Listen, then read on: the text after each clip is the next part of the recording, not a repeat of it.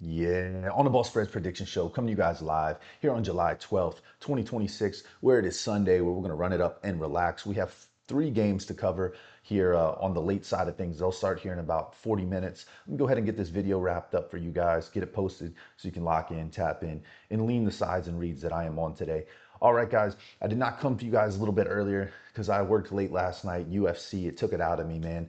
We absolutely crushed the prelims, 9-leg parlay cashes. The main card, Conor McGregor wasn't the best spot, to see him blow his knee out like that. But that's what happens, man. I remember when I tore my Achilles after I used to play college ball when I was younger. I just shot a normal fadeaway jump shot, landed on it wrong, and boom, snapped. This was about 6 years ago, in my late 20s. I think I was 29 at the time, and blew my Achilles. And then it was just probably because I hadn't played in so long. I'd taken 3-4 years off, playing any type of pickup ball, anything like that. And I joined the men's league and boom, tore the Achilles first game out. And it's probably the same with him, just your ligaments, your joints, they're not used to that type of environment anymore. You're trying to keep up with a pro, and I was out there trying to keep up with college kids. And I just think that that was the case in that spot. As far as MLB goes yesterday, another solid day. Could have been better, could have been worse. We kind of played right around 500. I think the weak spot on yesterday's mega slate card was the MLB. Let's see if we can bounce back on these three games, sweep those and play them at a 3-0 look, and see how it goes. All right, guys, let's get into the slate. Let's get into the show. And yeah, let's make some money. All right. First up, guys, we're going to talk about this Giants Colorado Rockies game. Starts here in about 40 minutes. We did have the Pirates as our play of the day today. They're winning 5-14, or it looks like they closed it out winning at 5-14. Another play that we liked a lot was the Chicago Cubs game. They've got it tied up 4-4. Let's see where that shakes out, and if we can get the win there, then it'd be a 2-0 on our top plays. All right, now let's see what we can do here with this, guys. We got the Colorado Rockies taking on the San Francisco Giants, where the Rockies have absolutely been crushing righties. McDonald's trend is moving in the wrong direction. Over his last 5 starts, he's only had one respectable start. He's given up a lot of earned runs. He gave 8 up in his last outing, 0 before that against the Diamondbacks. But the Diamondbacks have been streaky this month. They've heated up against the Dodgers, but before that, they were abysmal over the last 30 days with their bats.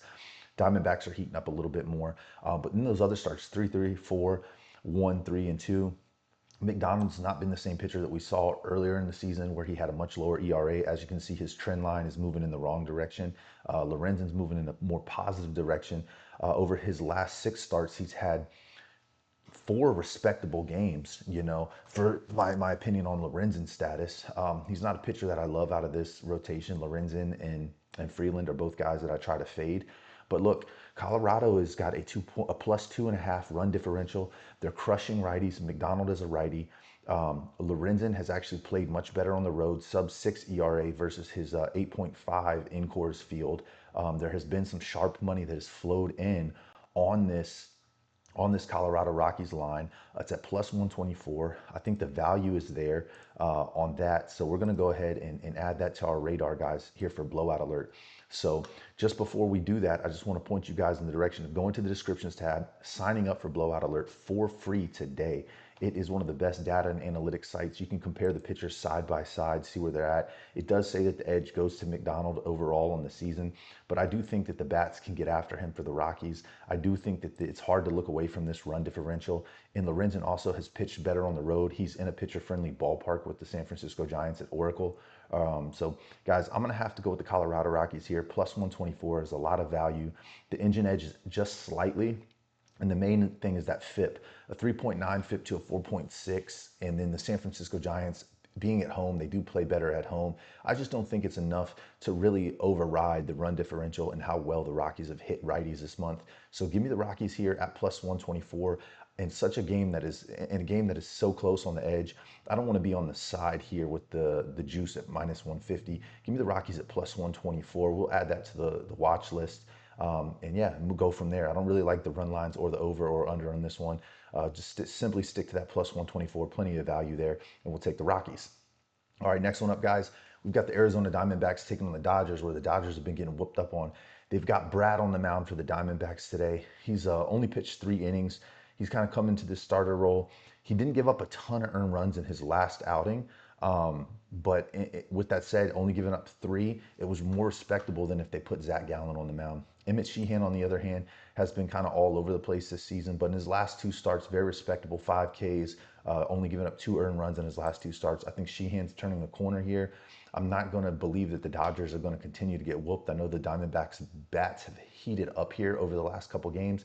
They've got an edge on the run differential by +2, but end of the day, their pitcher, he played at home. This is now in Dodger Stadium. I don't believe that this pitcher here, with the limited experience going up against these Dodger bats, is going to be able to avoid this team. I think they can get after him. I think that the sharp money has moved in on that Dodgers line. It has pushed it up some. I'm going to be here on the run line at -1.5, and I'm going to give a look at the over 9.5 runs in this game. I think there is going to be some earned runs given up early by both of these pitchers.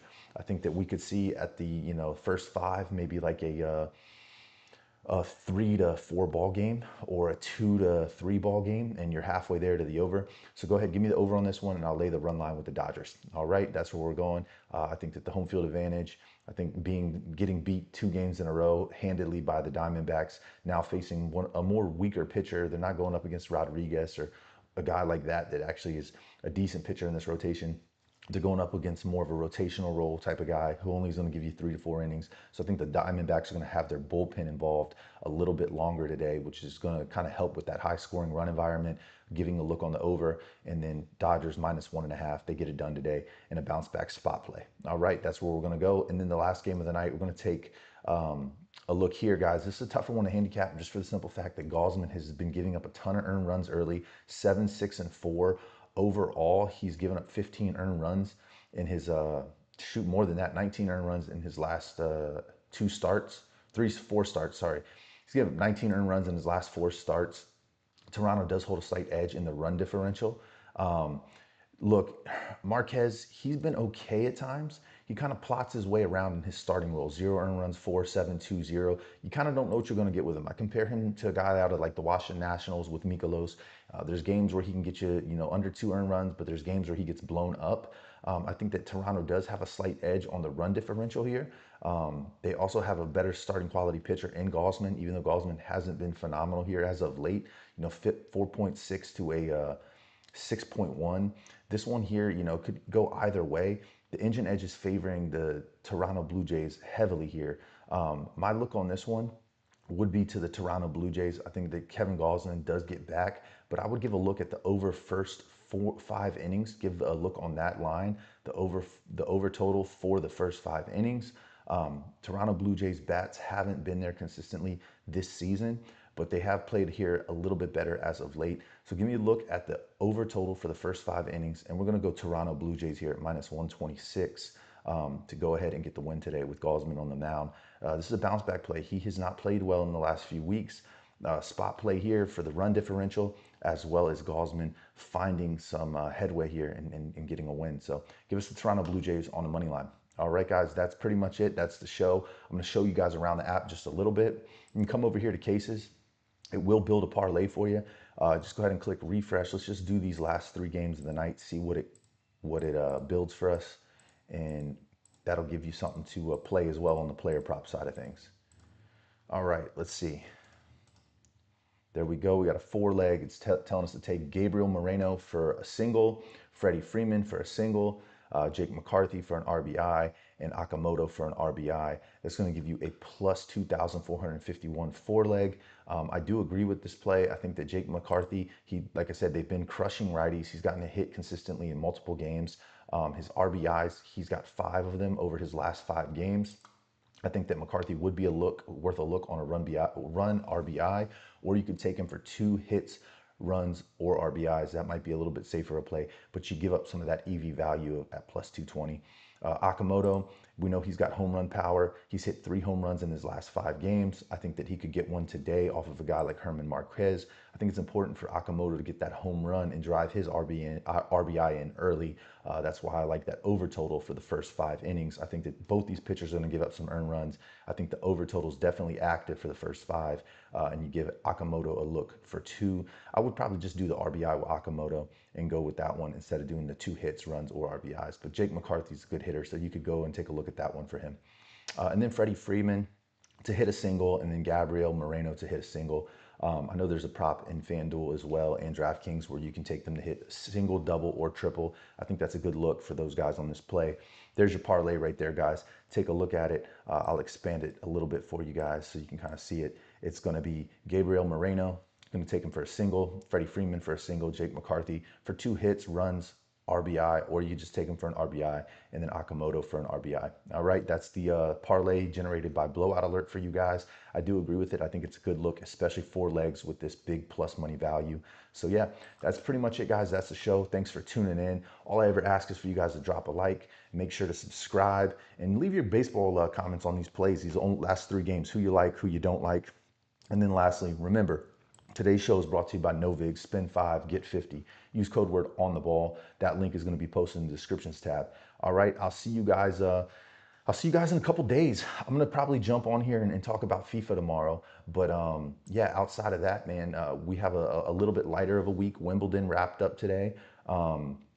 We have the All-Star break. Obviously, I will be covering All-Star plays, Home Run Derby, the All-Star game itself. So yeah, that's going to be going this week. So make sure to tap into that. I'll have a special pass where you're going to get access to all my plays as well as the All-Star plays for a very good price. That'll be in the winnable link in the descriptions tab. I'll see y'all next time. Book the one way.